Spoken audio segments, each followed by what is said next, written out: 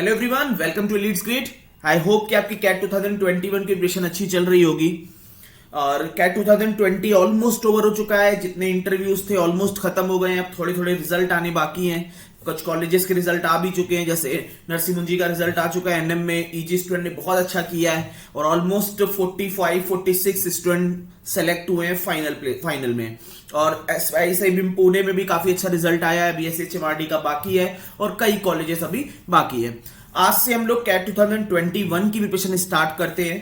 जैसे YouTube पे videos आपको रेगुलर वे में मिलते थे, उसी तरह से हम लोग रेगुलर वे में वीडियोस बनाना स्टार्ट करते हैं। आई होप कि वही प्यार और सपोर्ट आपका मिलेगा। और काफी स्टूडेंट क्योंकि कोर्सेज का भी पूछते रहते हैं, तो जस्ट एक आइडिया दे देता हूं कि बैच जो फर्स्ट था वो हम लोगों का जैन एंड से स्टार्ट हो गया था और Feb March approximately 1.5 month approximately हो चुका है। अब बैच 2 स्टार्ट होगा 20 मार्च से, ऑलमोस्ट स्टार्ट हो जाएगा उसका प्रोसेस। और अभी रजिस्ट्रेशन स्टार्ट है बैच 2 के। इनकेस अगर कोई बच्चा एनरोल कराना चाहता है तो दे कैन एनरोल। अभी स्टार्ट करते हैं हमारा 2021 की जर्नी। आई होप कि आपका सपोर्ट मिलेगा। स्टार्ट करते हैं। आज मैं अरिथमेटिक के 2 क्वेश्चन लेके आया हूं। बहुत ही अच्छे क्वेश्चन है आपके कैट सेक्शन के लिए। और जैसे आप सब जानते हैं कि अरिथमेटिक एक इंपॉर्टेंट पार्ट है कैट के लिए, आप उसको इग्नोर नहीं कर सकते हो अरिथमेटिक सेक्शन को। ऑलमोस्ट 40-50% पेपर अरिथमेटिक बेस्ड ही रहता है। स्टार्ट करते हैं हमारा discussion. I hope you will enjoy the discussion.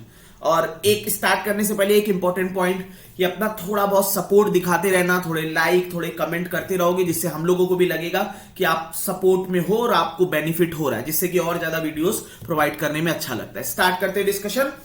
चलिए। If average of 5 natural number is 150, obviously अगर 5 नेचुरल नंबर है उनका एवरेज दिया हुआ है, average of 5 natural number that is equal to 150। तो टोटल सम की अगर बात करें तो total sum will be equal to 5 into 150 that is equal to 750। That will be the total sum. ठीक है, जो 5 नेचुरल नंबर होंगे उनका टोटल सम 750 होगा। A particular number among the 5 exceed another by 100। That means अगर मैं मानूं कि एक नंबर है, उसको a कहूं, तो एक और नंबर होगा that will be a plus 100। ठीक है, the rest 3 numbers lie between these 2 numbers and they are equal. Okay, so basically एक नंबर है मेरा फर्स्ट नंबर a, जो 3 नंबर हैं वो इक्वल है and lying between a and a plus 100। ये सिनारियो मुझे गिवन है। ये 5 नंबर है, एक नंबर a है, एक नंबर a प्लस 100 है, rest 3 numbers are equal and between them. Perfect. How many different values can the largest number among the 5 take? Largest number that means we are talking about a plus 100। तो basically हमें a plus 100 that means we want to find the number of different values of a, कि a की कितनी different values possible है। Start करते हैं हमारा। देखो, अटैकिंग पॉइंट कैसे बनाया जाता है कि हमें पता है कि जो 5 नंबर है उनका एवरेज दिया हुआ है 150। दैट मीन द टोटल सम जो होगा दैट विल बी 750। अब हम लोगों ने लिखना स्टार्ट किया, that is a plus b plus b plus b plus a plus 100 that is equal to 750।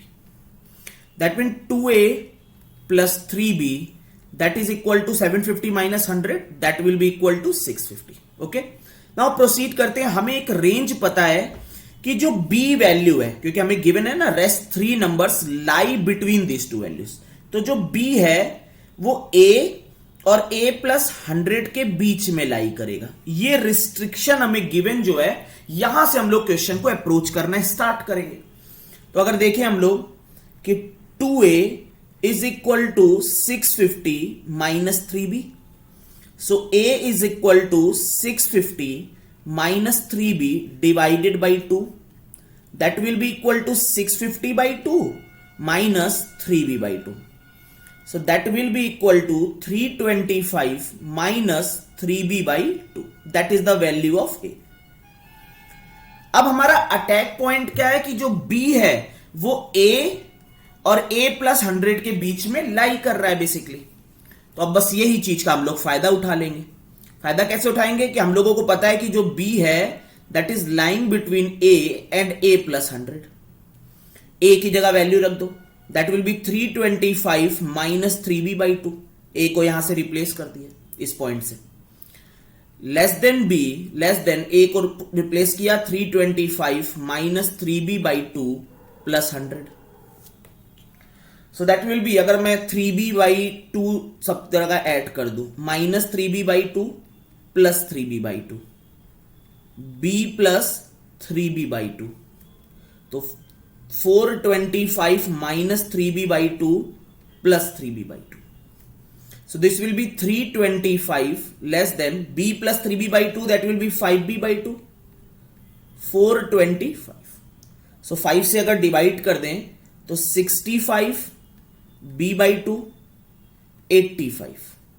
So b जो होगा that will lie between 130 to 170.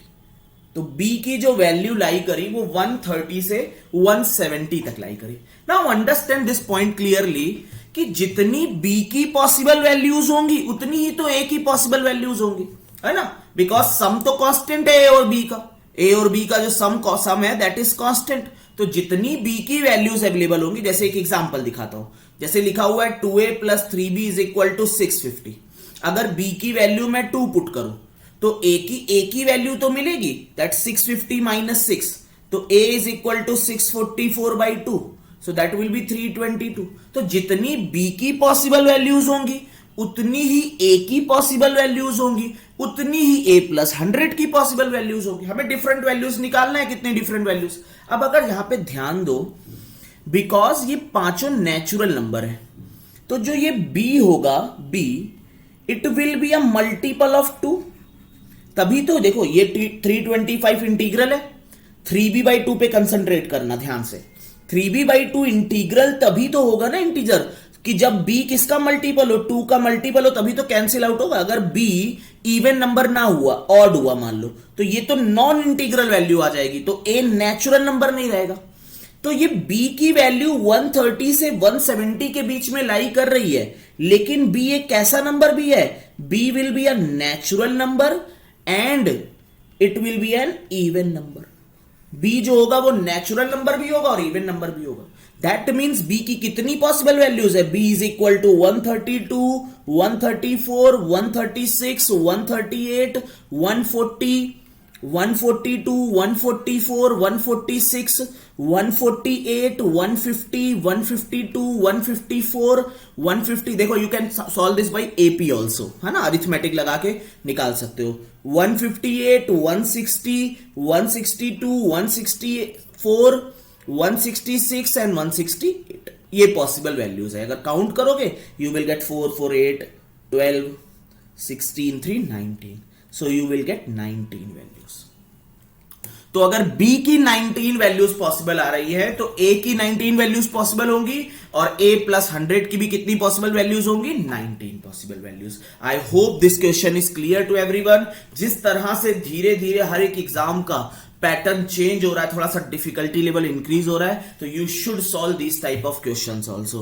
अच्छे क्वेश्चंस हैं, इनको भी तुम्हें सॉल्व करना चाहिए. और तुमने इस बार कैट भी देखा होगा, थोड़ा सा क्वांट अच्छे लेवल का आया है पुराने से, और जैट का भी देखा होगा, काफी अच्छे अच्छे जैट में भी क्वेश्चन आए हैं. आई होप कि this particular concept is clear to you, कि किस तरह से हम लोगों ने अप्रोच किया है और क्यों b की वैल्यू जो है वो इवन होगी. क्योंकि अगर b की वैल्यू ऑड हुई तो ये टर्म जो होगा वो फ्रैक्शन आ जाएगा 3b/2, तो हम लोगों को इवन वैल्यू b की लेनी पड़ेगी, तभी a जो होगा वो इंटीग्रल आएगा. आई होप ये क्वेश्चन क्लियर होगा सबको. अब नेक्स्ट क्वेश्चन पे मूव करते हैं, देखते हैं कि उससे हम लोग क्या लर्निंग ले सकते हैं. That is a question of profit and loss.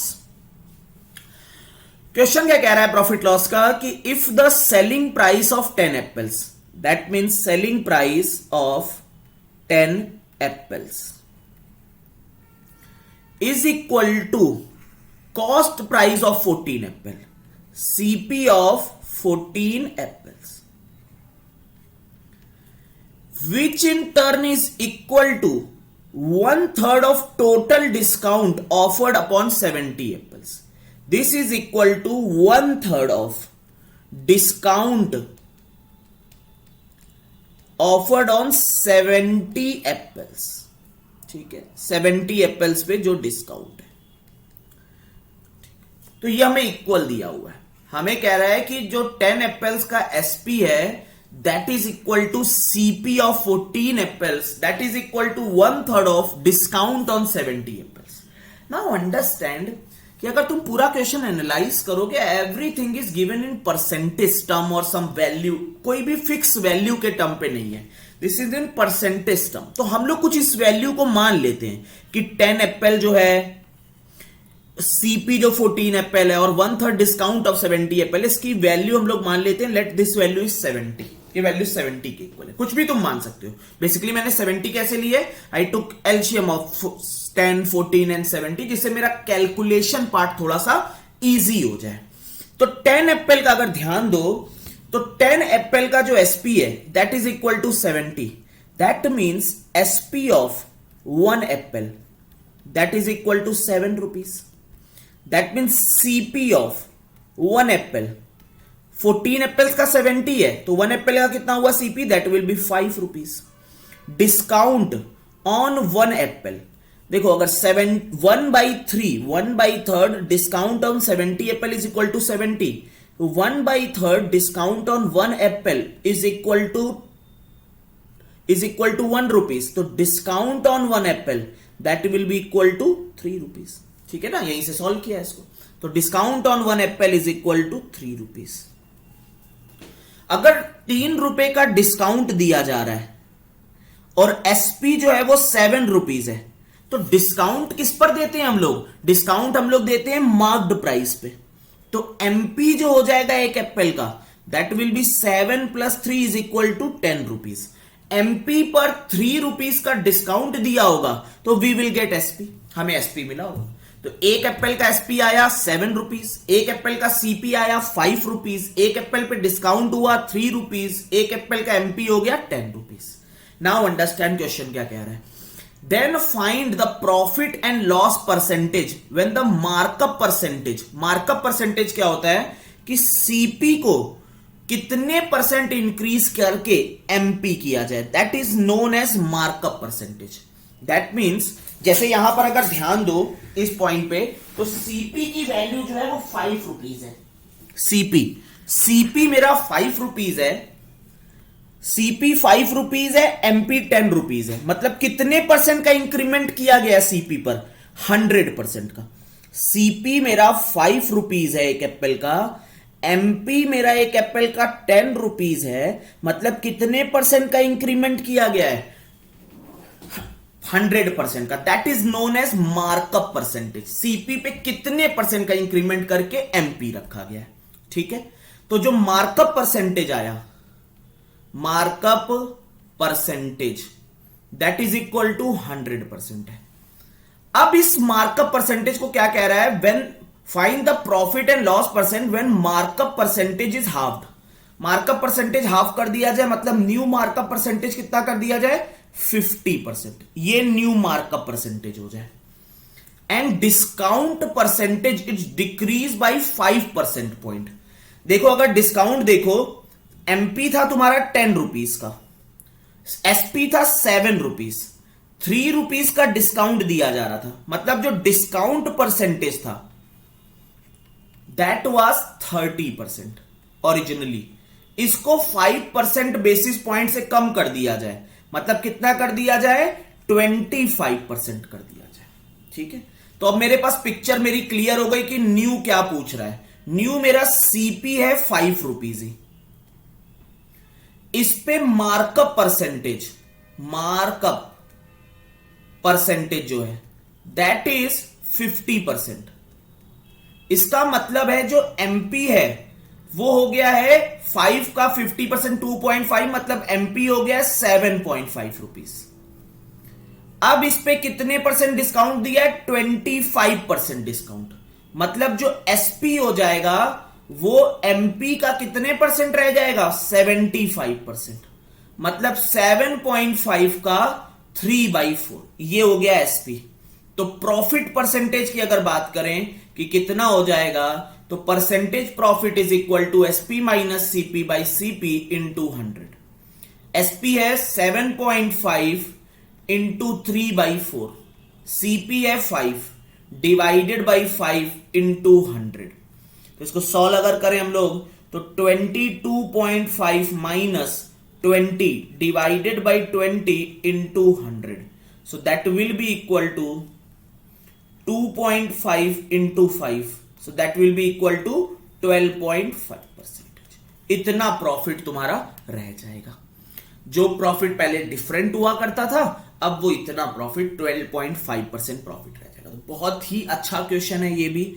अच्छे से चीजें मैनेज करनी है, जो जो बोलता जा रहा है उसको सॉल्व करते चले जाना है. आई होप कि जिन बच्चों ने क्लासेस अटेंड करी हुई थी, जिन हम लोग क्लासेस में क्योंकि अरिथमेटिक ही चल रहा है, इसीलिए एक्स्ट्रा प्रैक्टिस और कुछ असाइनमेंट के अच्छे क्वेश्चन का डिस्कशन मैं यूट्यूब पे भी कर देता हूं. तो आई होप कि सब बच्चों को क्लियर हो गया हो. अगर आपको समझ आ गया हो दोनों क्वेश्चन, तो एक बार मुझे एक लाइक कर देना और कमेंट सेक्शन में मुझे जरूर बताना अपना feedback. Thanks and happy learning. और फिर मिलेंगे किसी न्यू वीडियो के साथ और किसी न्यू कॉन्सेप्ट के साथ. काफी चीजें न्यू आने वाली हैं, काफी अब यूट्यूब पे एक्टिविटी, अब क्योंकि स्टार्ट हो गया है सेशन ऑलमोस्ट 2020 फुल फ्लेज में, तो अब लोग अब स्टार्ट करते हैं अपने वीडियो सेशन भी. काफी ज्यादा वीडियोस आने वाले हैं आपके पास. ठीक है, ओवर करते हैं. Thanks and happy learning.